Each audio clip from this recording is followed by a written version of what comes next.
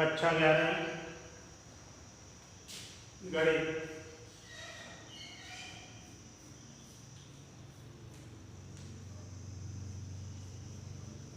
इसमें त्रिकोणमितीय फलन के अंतर्गत आपको पिछले वीडियो में कुछ सूत्र लिख के दिए थे, वो आपने याद किए होंगे। इन सूत्रों में त्रिकोणमितीय अनुपात और त्रिकोणमितीय अनुपातों में संबंध, इस प्रकार के कुछ सूत्र लिखे थे। यहाँ देखें, हमें अब आवश्यकता है कि जो त्रिकोणमितीय अनुपात होते हैं उनके वास्तव में सभी मानों पर कुछ न कुछ वैल्यू होती है। सभी 0 से लेके 1, 2, 3, 4, 5, 6 सभी कोणों की कोई न कोई वैल्यू होती है। लेकिन यहाँ पर कुछ कोणों की वैल्यू ज्ञात करते हैं, जैसे 0, 23, 45, 60, 90। अगर इसको नंबरिंग करें तो ये पहले नंबर पर, ये दूसरे नंबर पर, या इसे 0 कहें तो 0, फिर पहले नंबर पर, फिर दूसरे नंबर पर, तीसरे नंबर पर और चौथे नंबर पर। यानी कि क्रमों को लिख लेते हैं, पहले 0, फिर 1, फिर 2, फिर 3, फिर 4। उसके बाद सबसे बड़ी वैल्यू देखते हैं इनमें कौन सी है, तो देखते हैं सबसे बड़ी वैल्यू 4 है। इस 4 का प्रत्येक में भाग देते हैं, 4/4, 3/4, 2/4, 1/4, 0/4।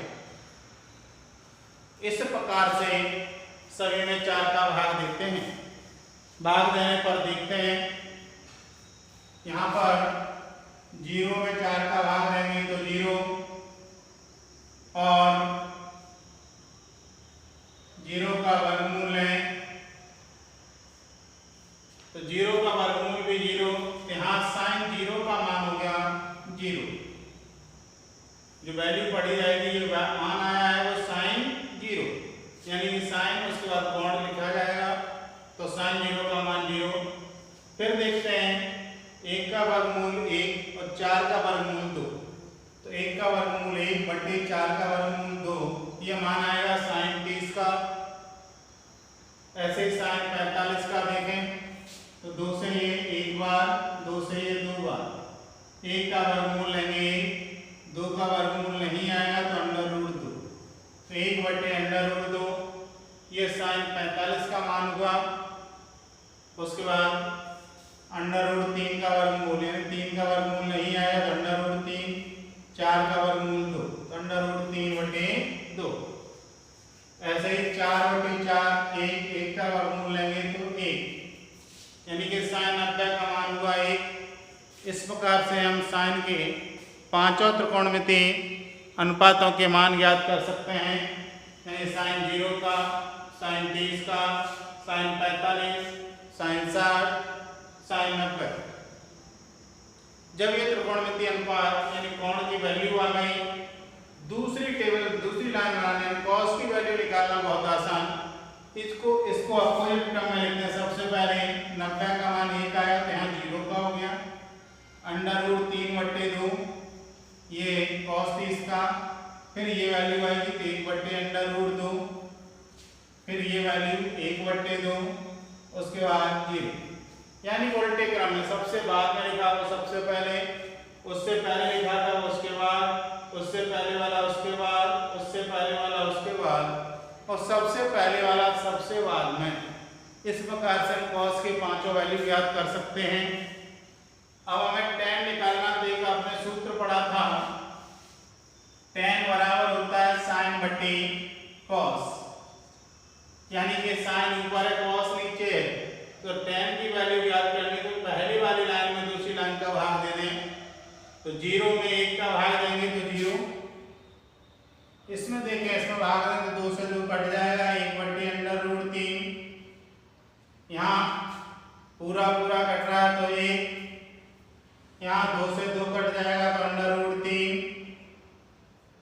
यहाँ 1 में जीरो का भाग जब किसी भी संख्या में देते हैं तो हमें अपरिभाषित प्राप्त होता है, यानी कि जिसे इनफाइनाइट कहते हैं, परिभाषित नहीं है, अनंत हो गया।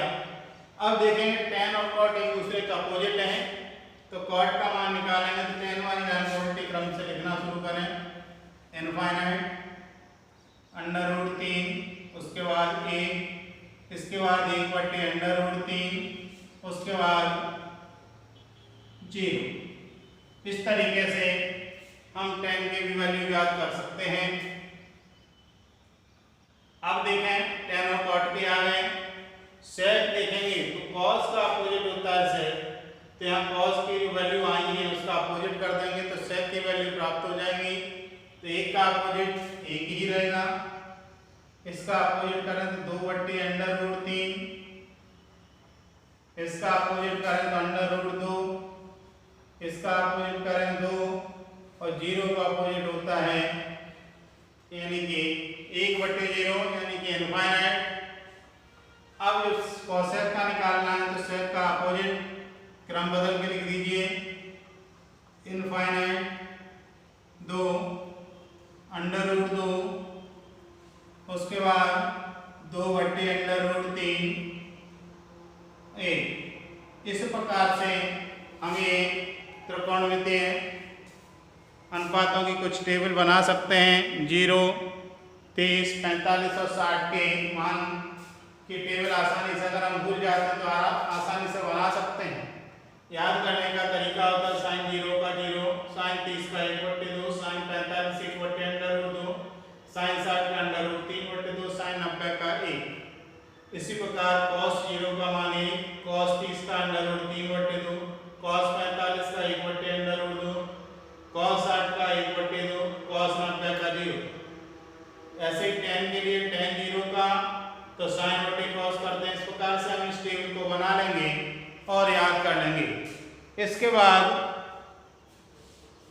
जब हमें आवश्यकता पड़ती है कि इससे कुछ आगे बढ़ा जाए, हमने 0, 30, 45, 60 और 90 के मान निकाल लिए, लेकिन 90 से अधिक कुछ त्रिकोणमितीय अनुपात दिए होते हैं, उनकी वैल्यू कोण दिए हैं, उसमें त्रिकोणमितीय अनुपात का मान कितना होगा। जैसे मान लीजिए कहीं पे आ गया 120, तो 120 को 90 + 30 लिख सकते हैं। तो आपने 4 चतुर्थांश देखे होंगे। तो अब देखिए 90 + 30 90 + थीटा दूसरे में, तो यहाँ पर एक हॉरिजॉन्टल लाइन और एक वर्टिकल लाइन जब एक दूसरे को काटती है तो 4 भाग हो जाते हैं। ये 4 चतुर्थांश बनते हैं। ये प्रथम चतुर्थांश, ये द्वितीय चतुर्थांश, ये तृतीय चतुर्थांश और ये चतुर्थ चतुर्थांश। ऐसे 4 चतुर्थांश मिल जाते हैं। अब इसमें देखेंगे तो यहाँ से यहाँ तक का जो मापन होता है वो 90 अंश होता है। यहाँ से अंदर साइड देखेंगे, अंदर कहीं कोई यहाँ से लेके 0 से लेके इस लाइन के बीच में कोई भी बिंदु आता है, कहीं पे भी कोई किरण खींचते हैं तो 90 से छोटी होगी। तो यहाँ पर ये कंडीशन बनती है 90 - थीटा। जैसे ही इस लाइन को टच करेंगे 90, लाइन को क्रॉस करेंगे तो 90 + थीटा, और जैसे ही यहाँ आके इस लाइन को टच करेंगे 180 हो जाता है। इससे पहले बात करेंगे तो 180 - थीटा। जैसे लाइन को टच किया 180, लाइन के बाद हो जाएगा 180 + थीटा। ऐसे ही यहाँ पर 270 हो गया, इससे पहले 270 - थीटा, यहाँ 270, ऐसे इधर को बढ़ते हैं तो 270 + थीटा। ऐसे ही यहाँ पर जैसे पहुँचते हैं उससे पहले 360 - थीटा। और ये चक्र पूरा हुआ। एक चक्र में यानी एक वृत्त खींचा है या एक लाइन पूरा एक सर्कल खींच दिया जाता है तो 360 अंश का कोण बन जाता है। अब यहाँ पर ये वैल्यू हमें प्राप्त हो गई। यहाँ से कभी कभी क्या होता है, ये चक्र इधर से निकल के उल्टी साइड चल जाता है, तब कंडीशन बन जाती है। इस तरीके से होता है तो 3 - थीटा की कंडीशन हो जाती है। क्या हो जाती है? - थीटा, यानी उल्टा क्रम चल गया। जो क्रम चलना चाहिए था उस चक्र से नहीं चले, क्लॉकवाइज निकल के एंटी क्लॉकवाइज हो जाता है तब हमारा चक्रण उल्टा हो जाता है, और जब चक्रण उल्टा होता है तब कोण जो प्लस थीटा था वो माइनस थीटा में चेंज हो जाता है। अब देखिए इन चतुर्थांशों के लिए कंडीशन होती है ए एस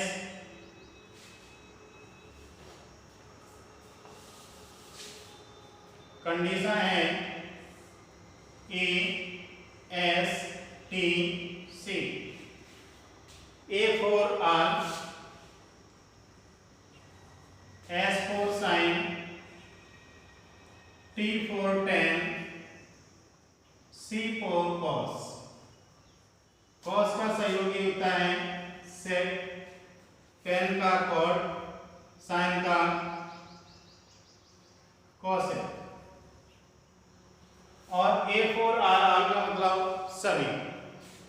जो लिखा है आर का मतलब सभी पॉजिटिव होते हैं पहले चतुर्थांश में, दूसरे में साइन और कॉसिक पॉजिटिव होते हैं, तीसरे में टेन और कॉट पॉजिटिव होते हैं, चौथे चतुर्थांश में कॉस और सेक पॉजिटिव होते हैं।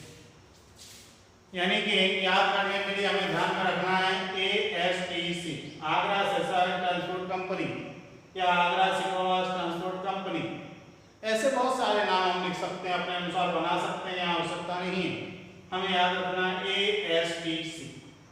अब इसके आधार पर हम त्रिकोणमितीय अनुपातों की दूसरे चतुर्थांश में वैल्यू क्या होगी, पहले चतुर्थांश में वैल्यू क्या होगी, चौथे चतुर्थांश में वैल्यू क्या होगी, इस बारे में थोड़ा सा कुछ सूत्र लिखाने हैं और देखेंगे वास्तव में त्रिकोणमितीय अनुपात में उनमें क्या परिवर्तन होता है उनको भी लिखना है।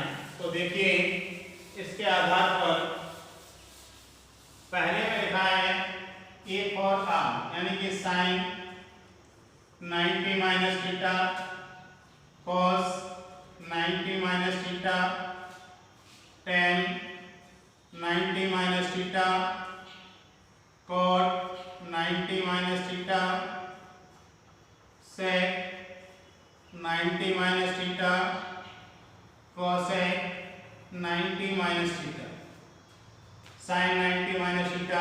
अब देखेंगे ये जो sine cos tan cot sec 90 वाले एंगल में 90 वाले 90 प्लस होगा या 90 माइनस होगा, ये चेंज होते हैं और अपने पड़ोसी के रूप में, साइन किसके कॉस के रूप में, कॉस किसके साइन के रूप में। तो साइन 90 माइनस थीटा हो जाता है cos theta, cos 90 minus theta हो जाता है साइन थीटा। ऐसे ही टेन कॉट में चेंज हो जाता है कॉट थीटा, कॉट टेन में चेंज हो जाता है तो टेन थीटा। ऐसे ही सेक कोसेक में कोसेक सेक थीटा। ये केवल 90 माइनस थीटा के आज आपको मैंने सूत्र बताए हैं, यानी sine cos tan cot sec cosec सभी त्रिकोणमितीय अनुपातों के 90 माइनस थीटा के कुछ कोणों के परिवर्तन बताए हैं। शेष अगले वीडियो में आपको बताते हैं। धन्यवाद।